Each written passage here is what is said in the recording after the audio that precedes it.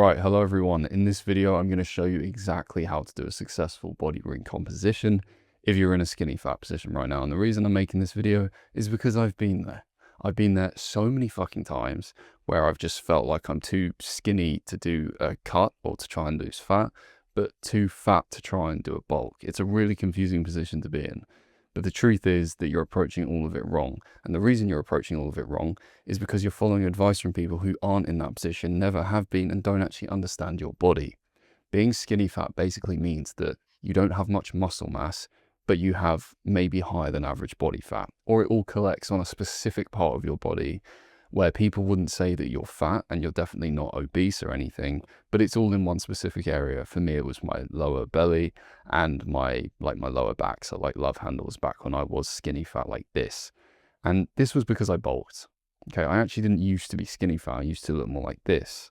So I bulked up, I followed the wrong approaches, and I ended up here. Now, you might have done the same and ended up in this position too, or you might naturally be more of the skinny fat type of build. Either way, it doesn't fucking matter. I'm going to show you how to fix it. Just no bullshit. I'm going to show you how to get a lean, defined athletic physique that isn't bulky, that is more like a swimmer, or think like Brad Pitt Fight Club, or I can't remember the guy. I can never remember this guy's name. I'm going to put the photo on screen now. But that is what I always wanted. That's what I now have. And I'm going to show you how to get the same thing and sustain it so you don't end up skinny fat again. All right. So let's get into my computer. I'll show you what to do. So this is a Miro board. I don't do fancy edits because it burns me out. So if you have a shitty attention span, you might not want to stick around. But I'm going to show you exactly how to fix this. So how to do a successful body recomposition if you're skinny fat. Now, this is just a bit of context. Essentially, we approach this in phases with our clients, but over my years of experience and I guess you could say expertise, it sounds a bit fancy, but it's kind of what it is. And after coaching loads and loads of guys, this is how we do it. So you right now are in the starting position. This is one of our clients recently who got fucking diced. All the skinny fat went. You might be in this kind of starting position, right? Where you've got that fat, but everyone around you is like, you're not even that fat. And you know you're not overweight, right? But you still feel like that fat could go. Or you feel like it's all in one area, and even though no one would say that you're dangerously fat or you're obese, you just want to get rid of it because you want to look better. You want to feel confident, all right? You want to take control of your physique. So this is how you're going to do it, all right? So you're going to do something called a reset phase, and this is what I'm going to explain. The reason it's called a reset phase is because you can think of it like resetting yourself to your natural leanness. So it's all about dropping body fat. That's the primary goal. Okay, and the reason that that is important, I will explain, but that is what you're going to do first. Then there's a little phase in between these two phases where we're slowly tweaking your nutrition so that you don't put on that fat again once you've lost it. And then there's the build phase. Now, a few things to mention. This is not a cut. This is not a bulk. Please get those terms out of your head, because for you and the body you want, you're never going to be cutting and bulking again. I got stuck there for years. I don't want you to either. So the goal is a lean, defined and athletic body, not bulky. I wonder if I can get a pen. I want a nice red pen. Yeah. So not bulky. It's kind of hard to draw on this with a mouse, but not bulky. All right. Oh, fucking hell. So not bulky. We're going to start with the reset phase, as I mentioned, to shed away the skinny fat for good and drop the fat first whilst maintaining and often building some muscle too. This is the only long-term way to fix the skinny fat situation. And I know that for a fact. I've done it enough times myself, and I've worked with enough guys. Like once I did this in this strategy, with this strategy, I approached it like this. I've never been skinny fat again, and I have the body that I want. So let's get into it. The first thing that you need to think about is food. All right. Now, food is the most important part of this. Nutrition. It is. That's why it's first. Okay. So food. Now, this is not strictly a recomposition that we're actually going to be doing. Okay. You might think it is, and in some ways, maybe it is, but it's more of a very controlled fat loss phase. Okay. The calorie deficit will be very small, because technically a body recomposition is where you actually intend to try and lose fat and build muscle at the same time. And that's fine, but it's very good to establish a direction. Otherwise you end up achieving nothing. Okay. Now, body recomposition is oftentimes, that's when you will eat at maintenance and just hope that you lose fat and build muscle. This is a deficit, but it's not a cut, because a cut is going to involve dropping your calories 500 below your maintenance. This is probably 250, because you don't have a lot of fat. Like these are some of our clients. Again, there's not a lot of fat here. Most people would say that that's not even fat at all. But you and I both know we want to get you down to this level, okay? And there's nothing wrong with that, but you have to take it slower. So here's how you're going to do it. 10 to 12% body fat is what we're aiming for here, okay? And both of these guys are at 10 to 12% body fat, like without a doubt. Without a doubt. So is our good client Rob up here. 10 to 12% is the A. So what you're going to do is go to caloriecalculator.net to find out your total daily energy expenditure, also known as your maintenance calories. So what I'm going to do is head over to caloriecalculator.net. Let's say I'm 25. I'm not yet. 185 centimeters, and let's say I weigh something realistic like 80 kilos. Your activity, that's going to be the number of times you go to the gym each week, so however many times you go. Or, sorry, not all, but including also your steps. So how active you are. If you work an active job, if you work a more sit-down job, you know, usually we work with guys that work from home or have office-based roles. So usually it ends up being light or moderate. We'll go with moderate. You're going to click calculate, and it's going to give you these figures. Most people would say to eat extreme weight loss or weight loss, okay? Because that is a 500 plus calorie deficit. As we mentioned, that's not what you want to do, because you don't have that much fat to lose, which means you need to take it more slowly. So this is your TDEE, all right, which I mentioned here. Now what you want to do is pick mild weight loss. This is not a big deficit, and it needs to not be big. So pick mild weight loss initially. Once you've got this number, you're going to download an app called MyFitnessPal. And if you don't already have MyFitnessPal, shame on you, because it's why you're not seeing any results. So you're going to use this app to count your calories daily, accurately. Yes, everything. So a lot of people ask me, Sam, do I actually have to track that? Yes. Yes, you do. Do you enjoy not seeing results? All right. The only exceptions are things that actually have no calories in them. 0. Okay. Water, black coffee. Sure.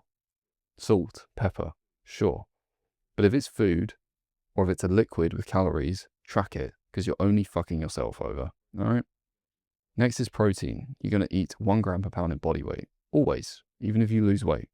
Don't adjust this. Okay. It helps with building, maintaining muscle mass, and it keeps you nice and full, which is important when you get into the depths of the reset phase and it gets a little tougher. Fats and carbs, they might matter when you get leaner, but the chances are that you still have a little way to go until you're here. So don't worry about fats and carbs just yet. What you're going to do is track your weight daily and take a weekly average and take consistent progress photos. Okay. Now I'm going to talk a bit more about that later in another section here, but this is how you're going to measure your progress. Okay. So be aware that adjusting your calories or your activity higher or lower, depending on your results and your progress, is going to be necessary.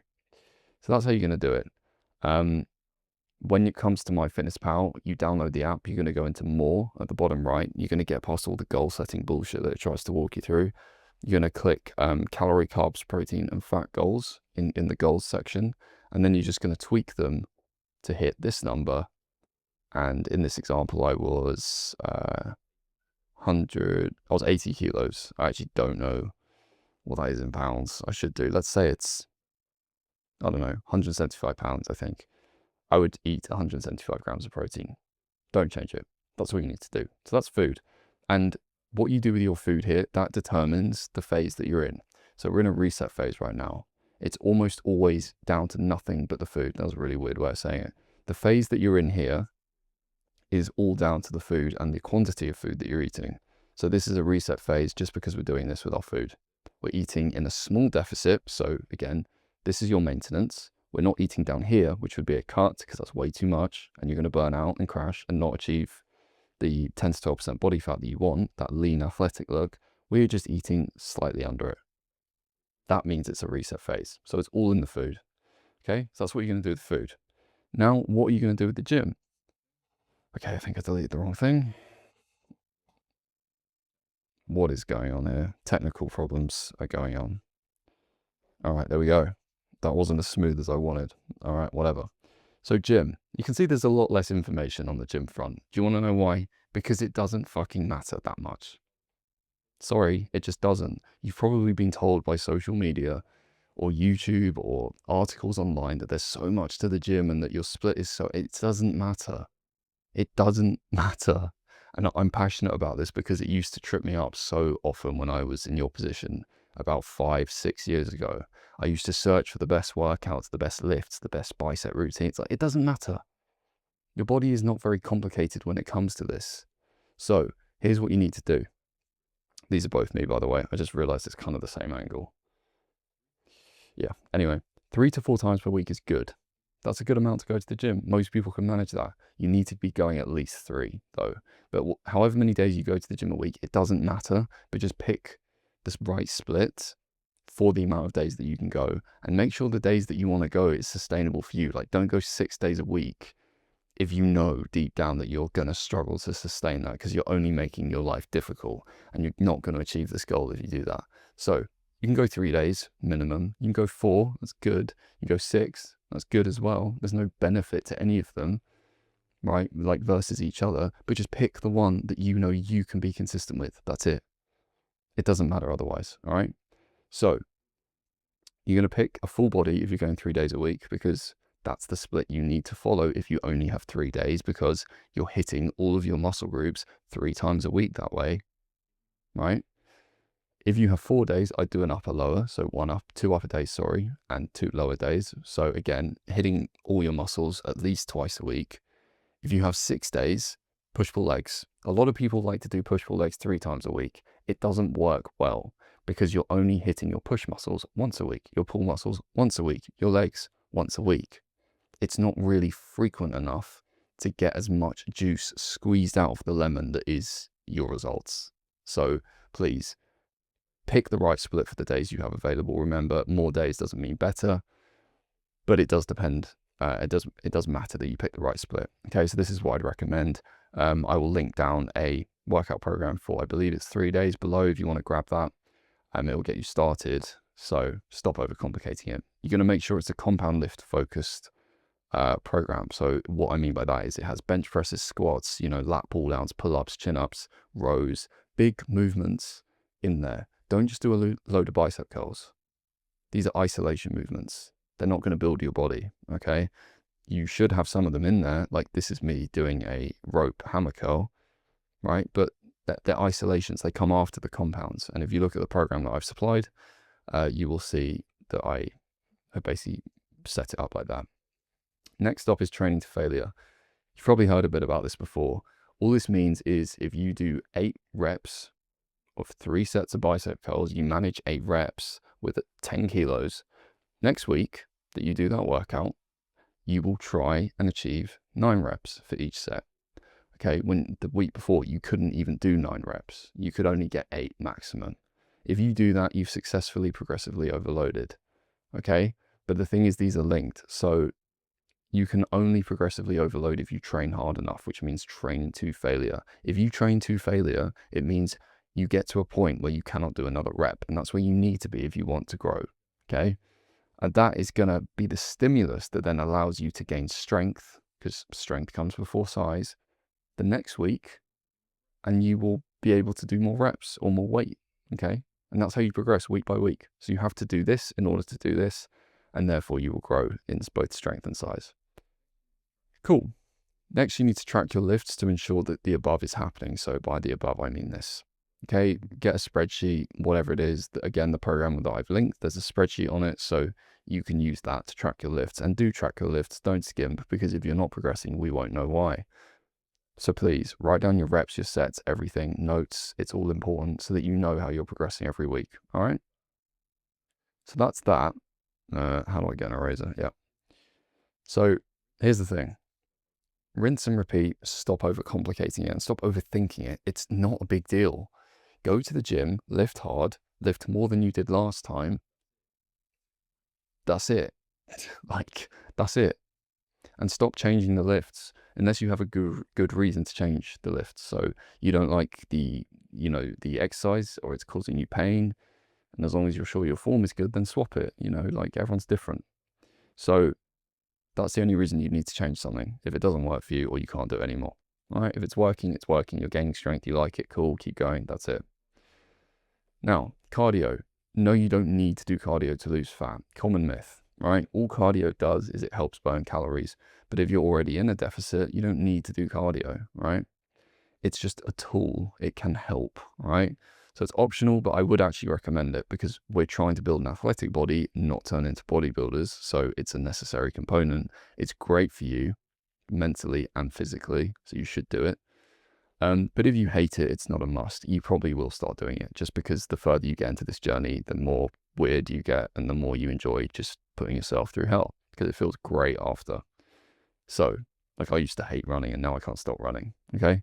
So if you do hate it, just start with 10,000 steps a day as a goal, and that will be enough to help move along the deficit that you need to be in. But even that, like if you're in a big enough deficit and you work from home and you don't get a load of steps, it's not a big deal, okay? Just your calories will have to be lower, right? And that gets taken account of here when you talk about this. Makes sense? All right. So stop overcomplicating the gym. It's really not that complicated. Cool. Data tracking. Really important one. Oh, I've messed that up again. All right. And again, no. All right. So when it comes to data tracking, this is the only way you're going to know if you're making progress. But here's the thing. We do not take weekly weight readings. So many of you guys take your weight at random points every week and you're like, why isn't it moved up or down? Or why is it moved really far up or really far down? It doesn't mean anything. Your weight fluctuates for so many reasons all the time. So stop taking it weekly. Instead, what you want to do and what we do with our clients is we take it daily, same time in the morning, after the toilet, before any food or drink in the same outfit, and then we average that out on a spreadsheet. Okay, it shows us valuable data that's accurate. So you're going to track your weekly average weight in the spreadsheet by taking a daily reading and just using like a Google sheet or something. It will give you an average. You're going to take your average steps, which your smartphone will track for you over the last 7 days in Apple Health or Google Fit, all right, or your smartwatch. And then you're going to take your average calorie intake. The reason I say average is because if you fuck up and you go a bit higher on calories or a bit lower on calories one day, if the weekly average is at your goal, you're probably good. I wouldn't encourage it, but it's okay. Sometimes small daily fluctuations are okay, all right, but try not to. Next, you're going to take progress photos in the same outfit, same location, same lighting, same everything, so that you know if things are happening to your body. That's really important, okay? So a bit like, where are we at? A bit like these. You can see pretty much the same. You can see all the changes so clearly because everything is the fucking same, okay? Same shorts, same boxes, same, maybe not the same here. I should have a go at him for that, Rob. But you can see the difference, right? Make sure it's all the same. It's for your benefit, really. So you're going to combine these data points, both the numbers and also your photos, and you're going to look at them weekly together, and you're going to ask yourself these questions. Do I look leaner and more defined? Yes. Do I see visible progress? Yeah. Is my weight going down by 0.25 pounds or a little bit less each week? If yes, yes, and yes, do nothing different. It's working. Congrats. And actually, even if you don't see this, right? If you don't see this, that's okay. Weight doesn't mean anything, remember? It's just an indicator. The biggest indicator is the photos because that's probably why you're doing this, is to look better. So look at what you look like, right? The mirror doesn't lie. It doesn't matter about the fucking scale, okay? So you really want to ask yourself these two, I can do like a kind of straight line thing. These two questions, that's it, all right? And if the scale's moving down a little bit each week, that's a great sign too, because you're probably losing a decent amount of fat, but the mirror is going to be your best friend. So look in it and make sure that you're looking in it accurately with accurate conditions. Now, if no, if you're not seeing results, you're either overeating on calories, literally 99% of people do, you're not adjusting things as you progress, or you're being impatient. So if you're overeating calories, you need to track more accurately or more honestly, or both. So you're reading labels wrong, you're getting confused over the cooked and dry weights of ingredients, or you're just not being honest with yourself. You think not tracking this and not tracking that doesn't count. It all counts. Hate to be the bearer of bad news. It all counts. Track all of it. Unless you want to waste your time, that's on you. Now, if your problem is B, so you're not adjusting things, you need to drop your calories by 50 to 100 every few weeks to make sure that you keep moving down, because as you lose fat, as you lose a little bit of weight, your requirements as a person fall because there's less of you. All right, it's just maths. So you need to drop your calories accordingly to keep your body moving in that direction. Or you can add more activity. So I'd recommend the kind of flip side of this is 3 to 5,000 steps a day, or add in a bit of cardio if you're doing cardio. So, another run, whatever.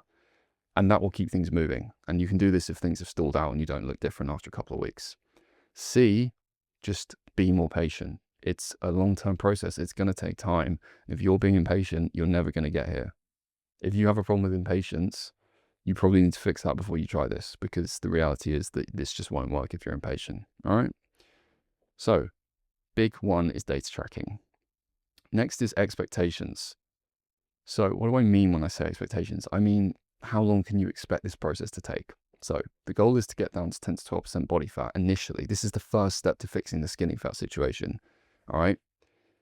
Now, if you are around 20% body fat, which these are all me, by the way. So if this was me when I was bulking, fucking stupid. But if you're 20% or above, this is more like 20 actually, for sure. It's going to take you at least 6 months. I would probably anticipate longer. That's just how it is. Stick it out. It could take you up to a year if you're closer to 25%. All right. 15 to 20%, which is this, at least 4 months, maybe a little bit longer. Depends which side of that you're on. Yeah, who knows, right? 13 to 15% body fat, at least 3 months, maybe longer. So if you're under 13% body fat, you shouldn't be doing this. You are lean enough, okay? You could do like a tiny little reset phase. I know that sometimes the fat will be really concentrated in one area. So even though you're really lean elsewhere, it's all in one area, the fat, and you want to get rid of it. And I understand that. And it might take you a month or two. That's fine to do it. But expect everyone to call you ill and crazy for trying to do that because you're already too skinny. It will happen, but they don't get it. They don't understand that we want to get here. All right. So just ignore them. So it's going to take you a bit of time. It's going to be tough. Okay. But here are some tips. Look at your body. Stop looking at the scale. Like I said, the scale means fuck all. It's about what your body looks like. There is no secret. You're probably just being impatient if things are moving in the right direction. So if you look better every week in the mirror, stop overthinking it. It's working. All right. Proper planning of meals will become more important as your body fights back. What I mean by this is eating more protein at the right times is going to become more important, because as you get leaner and leaner, you're going to struggle more and more because it's going to get harder and harder because your body's going to fight back more and more.